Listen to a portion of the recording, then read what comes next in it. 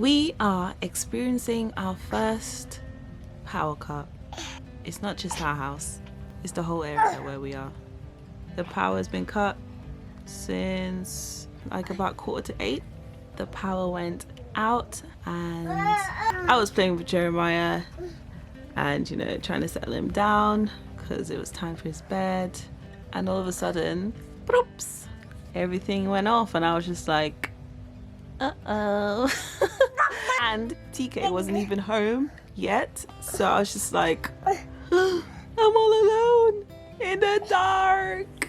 So I sat there for a bit waiting for it to come back on, because when it came off it was starting to flicker. It was flickering for like quite a bit, so I was like, okay, maybe it's the weather or something, I don't know. He's awake again. And so Jeremiah just came up to me, snuggled up on my chest, and he went straight to sleep. So I was like, oh, lights are off, bedtime. And that was that. So I was just up wondering what's going on. Obviously I was quite hungry, couldn't cook anything, couldn't take a shower, couldn't light the fire. Well, I could have, but wasn't confident enough to do it alone because I haven't had experience with it. So I had the heater on and then the power cut, so it started to get very cold in here. Obviously we haven't had any time to unpack as yet. We haven't been here very long. I started unpacking today in the kitchen, just little kitchen stuff that I can find in the boxes. Some boxes I could lift, some boxes I cannot lift alone. So I only unpacked what I could. And yeah, I'm gonna have to designate a day.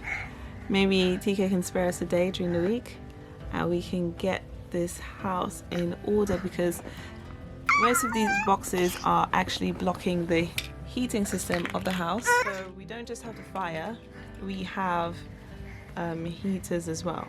So it's been very cold because we haven't been able to put on the heating for the room. We only have the fire at the moment and this portable radiator I have next to me, but obviously that's off because the power's gone. So I waited about, I'd say maybe about 2.5 hours, and then TK came home and he checked the mains of where you control the power and stuff, and yeah, it was a power cut. So we called the company, the power company for the area, and they confirmed that there has been a power cut. This is my first power cut in the UK, I think, because I can't remember if I have ever experienced another one. This guy should be sleeping, but he's not. I think he heard his dad come home and he's like, oh, Daddy's home!